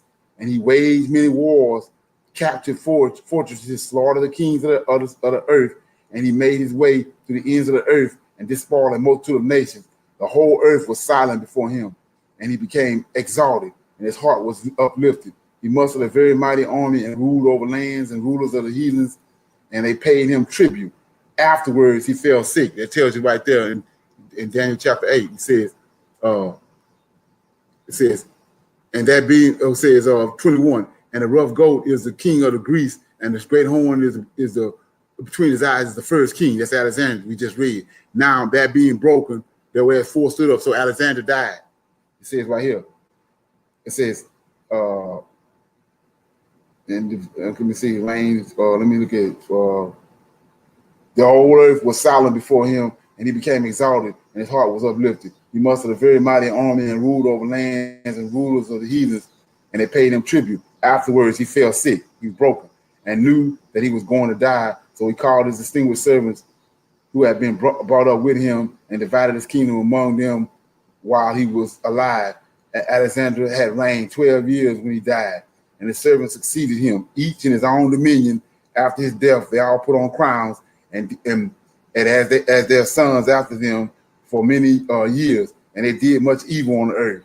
There sprang from them a sinful shoot named Antiochus Epiphanes, the son of King Antiochus. He had been a hostage in Rome, and he became king in the 137th year of the Greek kingdom. So let's look at that. So you get over here, and verse 24, chapter 8 of Daniel says, 23. And in the latter end of their kingdom, when the transgressors are come to a full, a king of fierce countenance shall stand up understanding dark sentences. We see it right here, Antiochus Epiphanes. And there sprang from them a sinful shoot named Antiochus Epiphanes, the son of King Antiochus. He had been hostage in Rome. He became king. See that? He this is the same king over here, understanding dark sentences. 137th year of the Greek kingdom. In those days, there arose out of Israel lawless men who persuaded many, saying, let us go up and make a treaty with the heathen round about. For ever since the time we became separated from them, many misfortunes have overtaken us. And the plan seemed good in their eyes, and some of the people went eagerly to the king, and he authorized them to introduce practices in the practices of the heathen. So let's look at what he did over here. It says 25. 24, and the power shall be mighty, but not by his own power. He shall destroy wonderfully and prosper in practice, destroy the mighty and the holy people, and through his policies. Also, he shall cause craft to prosper in his hand, and he shall magnify himself. So we see over here, he says, the plan seemed good in their eyes, and some of the people went eagerly to the king, and he authorized them to introduce practices of the heathen, and they built a gymnasium in Jerusalem. They don't tell you all this. Right, in Jerusalem, and submitted to uncircumcision and disowned the holy agreement, and they alienated themselves with the heathen and became slaves to wrongdoing. Then go down a little further, and it says, we read in Daniel 9, 26, 27, 28, how he caused abomination to make it desolate. It says, after subduing Egypt, right, he made a treaty with them for 7 years, 7-year treaty, the one they're talking about in Revelations that already happened. They're saying it haven't happened yet, but it happened right here. After subduing Egypt, he made a treaty with them for 7 years. Then he says, after subduing Egypt in the 143rd year, what I keep telling you, when the Israelites left, this is when they was ran out. Antiochus turned back, came up against Israel, entered into Jerusalem with a strong force, and his arrogance, he went into the sanctuary, took the gold altar, the lampstand. I'm not going to read all that, but he did all that. So where is that at in Daniel? Daniel 9:20. Daniel 9:27 says, 26. After 62 weeks shall the Messiah be cut off, but not for himself, and the people of the prince that shall come shall destroy the city and the sanctuary, and the end thereof shall be with a flood, and unto the end the wars and desolations, and he shall confirm the covenant with many for 1 week. That's 7 years. They're trying to tell you all this is going to happen in Revelations, but we see Antiochus Epiphanes done all this. That's why it's not in the book, because they don't want you to know that. It says that many for 1 week, and in the midst of the week, this is the same week they're talking about in Revelation. He shall cause craft, he shall cause the sacrifices and the abomination to cease, and for the overspreading abomination he shall make it desolate. I just read that, and I'm gonna be through with this. So he says he went. It says. He entered into Jerusalem in a strong force, and in his arrogance, he went into the sanctuary and took the altar, the lampstand, and the light. All that already happened. So, like I was saying before, the Israelites, which are our descendants, descended from we are descendants of these people that's over here, the African American. And they fled right here at this point when this man right here, Antiochus, came and they went to the west coast of Africa. And they stayed there until the curses of Deuteronomy 28 came upon them, Deuteronomy 28 and 68. The ships came and brought them over here. And when I showed you how they still had their names. They had the Israelite names. And then they took away the Israelite names between the time they left Africa and got here. They had changed the names up to fool the rest of the world, because the rest of the world wouldn't have bothered with them if they knew who they were. So they changed their names. Okay. So, like I was saying before, with that being said, I'm gonna read this right here and I'll be through with it. You can open up for some Q&A. So, like I said, the Most High had already promised us that he already knew all this was gonna happen. So he promised us this right here. Oh. So he promised us this right here. I'm gonna read this and I'm gonna close out.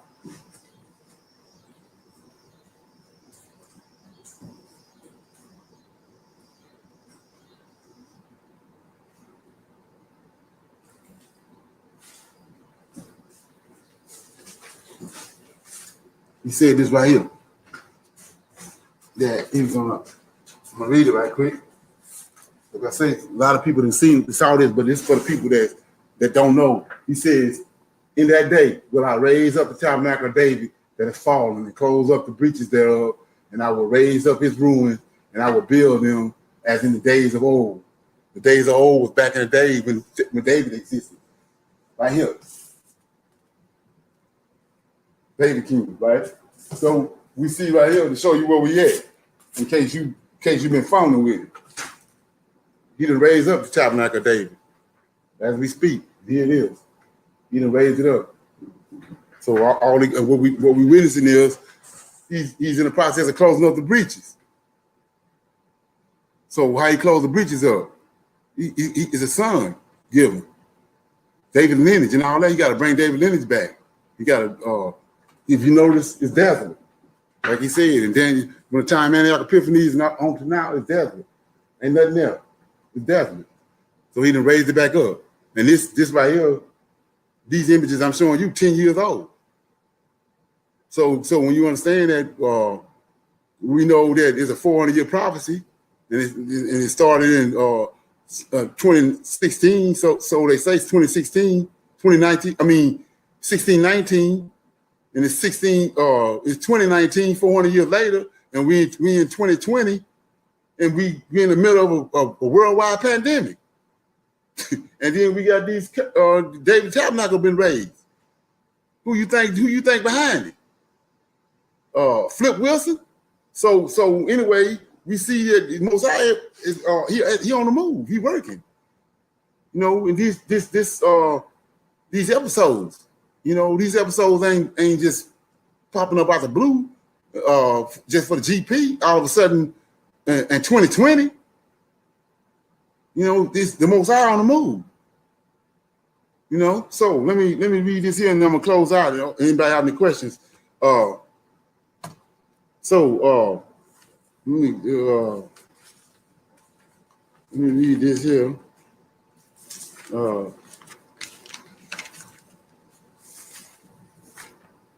The time of the Israelite deliverance from our oppressors is at hand. But in order for us to be delivered, we as Hebrew Israelites must search the scriptures of truth, the Old Testament, and find the Lord of hosts, our Redeemer, and we must call upon the same Lord that delivered our forefathers from the land of Egypt, the same Lord that delivered the Israelites from Babylon after 70 years. And in closing, the Lord of hosts proclaimed to Israel in times past, Deuteronomy 4, verses 35 through 37, unto thee it was shown that thou might have known that the Lord, he is God. There is none else besides him. Out of heaven, he made thee to hear his voice, that he might instruct thee. And upon the earth, he showed thee his great fire, and thou heardest his words out of the midst of the fire. And because He loved thy fathers, therefore he chose their seed after them, and brought thee brought thee out in his sight with his mighty power out of Egypt. And so, like I said, with that being said, understanding who we are and understanding all the things that the Most High have shown our forefathers and the things that he's proclaimed to us. Like I said, we see his hand right now, and our time is short. Our time is very short. So, like I said before, with that being said, I was going to open it up for a little Q&A before we close out.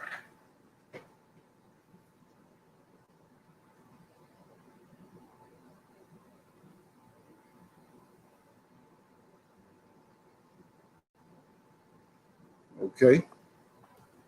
Shalom, shalom. Shalom.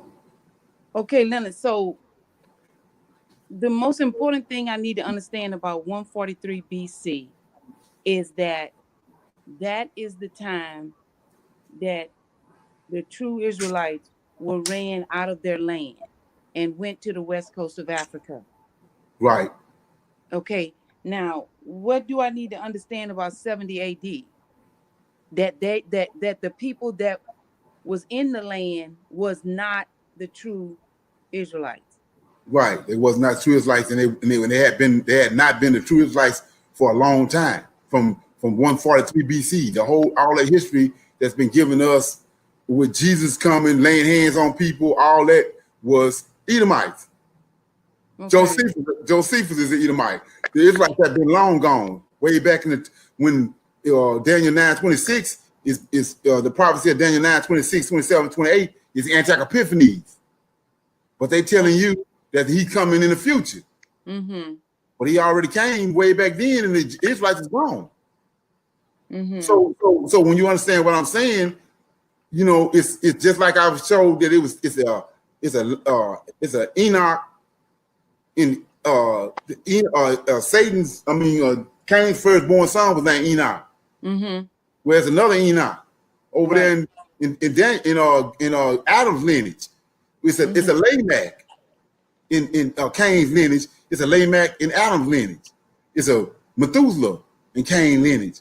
There's a Methuselah in Adam's lineage. Well, it's if Israel if Esau stole the land in 143 BC when Antioch Epiphanes came and the Greeks and they stole the land by lot, they end up they call themselves by the same name, or Dan, Naphtali, Judah, Benjamin. They got the same names, but they're not Israelites that's there. So it's two Dans.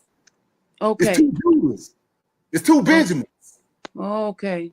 So when you understand that who is these people that came and overtook Europe? They call them the Saxons. So what do Saxon mean? Isaac's sons. It's the fake ass Jews. Okay. The 12 tribes that had the Edomites that stole the land. That when they left, they fled into Europe. That's the Saxons. Mm-hmm. But we see that the Israelites when Antioch Epiphanes came, they fled and went into Egypt. They went to Africa and ended up on the west coast of Africa. The real Jews. These people here that went, they using the same name. That's why these 12 apostles, the fake 12 apostles saying that I'm from the tribe of Benjamin and I'm from this tribe, that tribe. That's the fake tribe. They stole the land by lot. Okay. And then it's significant to understand that timeline, because if you don't understand that 70 AD came after 143, you would think that it's 70, 80, and it's going higher. But 143 BC happened before 70 AD. Right. That's AD. BC, before Christ. You know, it was before the common era. Right. So you're coming down. You're coming from 143 down to 70 AD is after 143 BC. The 70 AD is more recent than the 143. Yeah. Right. Okay. Yeah. Okay. So you got to come down from that. Mm-hmm. Now, when you say a nation of fierce countenance, you referring to the nation of fierce countenance that's being run by the by Antioch Epiphanes or fierce countenance, right? The Greeks, right? The Greeks. Okay. They all got the same countenance. Like when I gave you the understanding of who the Hebrews is. It's two personalities that get you how you get the Hebrew Israelite. The first one was from Noah and Shem and Eber, which are the people that crossed over from the flood. That's one personality that's imposed on the Israelite, and then on the Hebrew Israelite, the other personality was Jacob, when he wrestled with the Lord of hosts. Okay. And that's what we've been doing. That's how we ended over here. We wouldn't conform. We kept on striving with him. That's how we ended up over here. So it's the same thing with those people. Those Edomites. They take on the countenance of their leader. Yeah, their father. And they all got fierce countenance. They don't care. They don't care about the young or the old, or they come in and kill them because we saw how they sleep with their daughters and their sons, and they sleep with their mama. Doing that, and you go to Jubilees. It shows you what they were doing before the flood. They had no sense of, they was doing it so much till they lost count on who was related to who, because they was all over the place. Okay, my last comment is, you read a scripture that says something like, they will not leave thee neither corn nor wine. What was that about? And Epiphanies, when he came, when you go to First Maccabees and Second Maccabees, he came and seized. He put Israel under. He seized the whole land. Okay.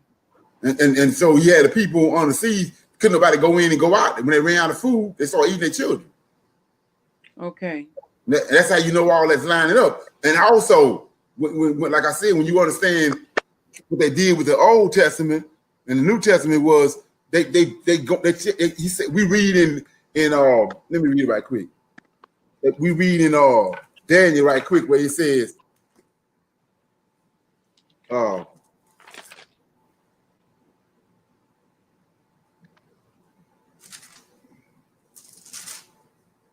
says, and his power shall be mighty, but he shall not, but not by his own power, and he shall destroy wonderfully. He shall practice and prosper and destroy the mighty and the holy people.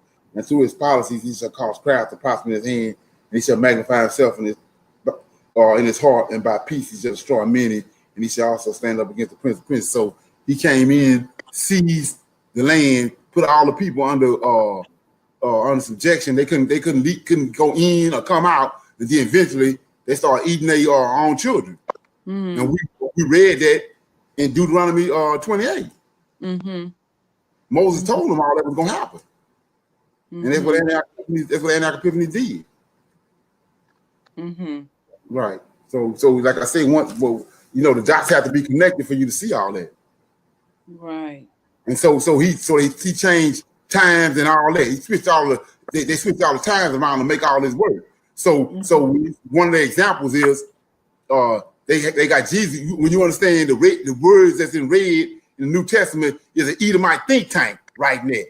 Jesus ain't said them. They got together with a think tank and wrote that down. So he says, when you see Jerusalem surrounded by army, flee to the mountains, right? Well, Antioch Epiphanes had it surrounded. He had it on the siege.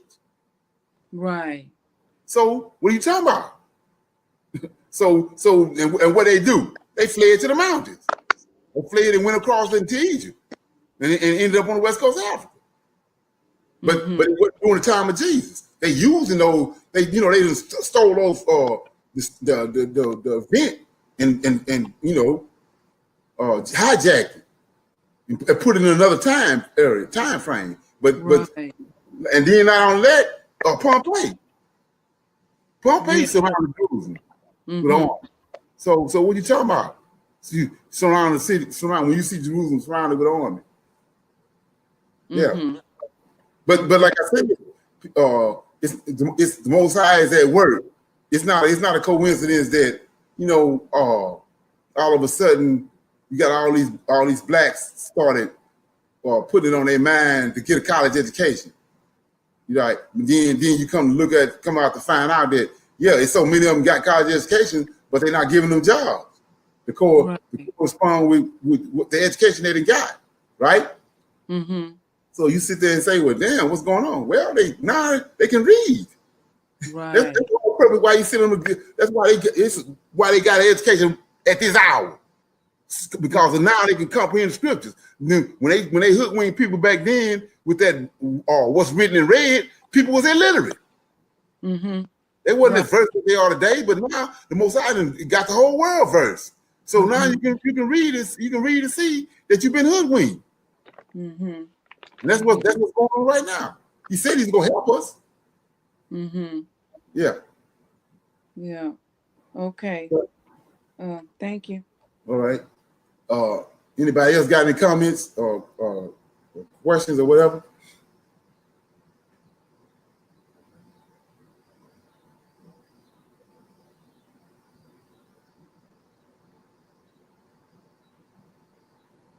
No more comments, questions?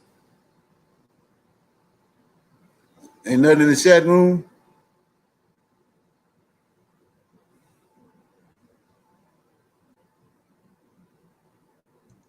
No, there's no comments in the chat. Okay. So where we at? Okay. So with that being said, I mean, like I said, I wanted to make sure I get this on in the record book, because it's a major part of getting an understanding of what's going on and understanding that where we at as Israelites, because like I said, it's that's just the beginning of it. When you find out you're a Hebrew Israelite, we got a God that's over us, and He's been hidden from us, and so then you understand that His prophecies on us that was prophesied to our forefathers 25 to 3,000 years ago, and they coming to pass right now in front of our faces, but we don't even know that they prophecies. We looking at them and looking to go to CNN and to Fox News and MSNBC, trying to figure out what the hell going on when it's right there in the scriptures. And so it was one of the reasons what inspired me to a lot of people know who that we the Israelites, but not to this magnitude right here, and knowing the importance of it.